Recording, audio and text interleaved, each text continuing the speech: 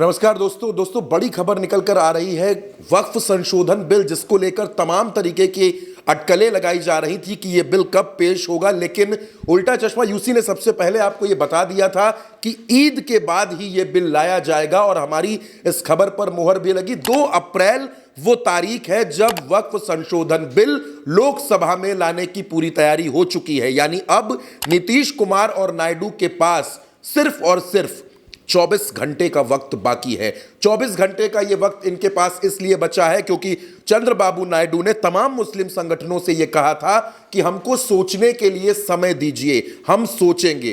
दोस्तों, पटना में और विजयवाड़ा में एआईएमपीएलबी ने, उसके कार्यकर्ताओं ने, उसके सदस्यों ने जोरदार प्रदर्शन किया था और प्रदर्शन करके उन्होंने यह बात रखी थी कि नीतीश कुमार और नायडू इस मसले पर अपनी लाइन क्लियर करें, अपनी राय बता दें कि वो क्या करेंगे, वो हमारे साथ हैं या फिर नहीं है। और इसी पर चंद्रबाबू नायडू ने यह बात कही थी कि हमने हमेशा वक्फ संपत्तियों की रक्षा की है और हम आगे भी करते रहेंगे, लेकिन इस मसले पर हमें सोचने के लिए वक्त दिया जाए। तो दूसरी तरफ नीतीश कुमार के जो तमाम मुस्लिम विधायक हैं, जो मंत्री हैं, जो पदाधिकारी हैं, उन्होंने भी नीतीश कुमार से कह दिया था कि आप अपना रुख साफ कर दीजिए और अगर आप इस बिल के साथ हैं तो हमें पार्टी छोड़ने पर विचार करना पड़ेगा। यानी नीतीश और नायडू दोनों के सामने मुश्किलें खड़ी हैं दोस्तों। लेकिन 2 अप्रैल वो तारीख होगी जब संसद में यह बिल लाया जाएगा। नरेंद्र मोदी की सरकार यह बिल लेकर आ रही है। अमित शाह ने बहुत पहले संकेत दे दिए थे कि हम इसी सत्र में यह बिल लेकर आएंगे और अब नीतीश और नायडू के सामने यह चुनौती है, यह समस्या है कि अब वो क्या करेंगे। क्या वो दोनों इस बिल के पक्ष में नरेंद्र मोदी के साथ खड़े रहेंगे या फिर वो इस बिल के विरोध में जाते हैं। और अगर वो दोनों बिल के विरोध में जाते हैं तो नंबर घटता है।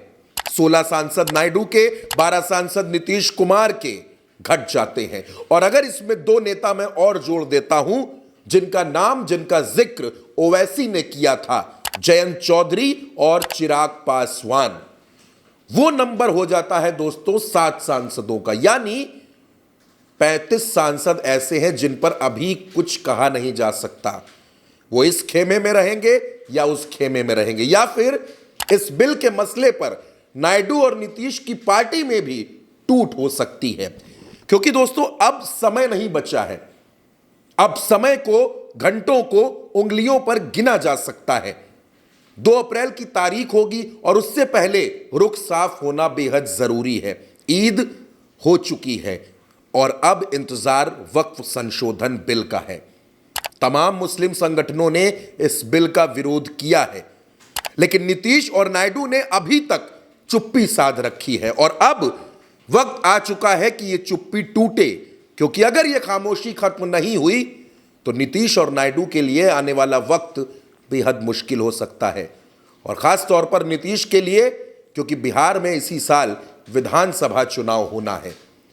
तो नीतीश कुमार और नायडू अब क्या करेंगे, इसके लिए इंतजार कीजिए दोस्तों। लेकिन 2 अप्रैल की तारीख, जिस दिन यह बिल पेश होने जा रहा है, और इसी दिन देश की सियासत में बहुत कुछ तय भी होगा। फिलहाल इस खबर में मेरे साथ इतना ही। आप अपनी राय कमेंट बॉक्स में जरूर बताइएगा और चैनल को सब्सक्राइब करना बिल्कुल मत भूलिएगा। नमस्कार।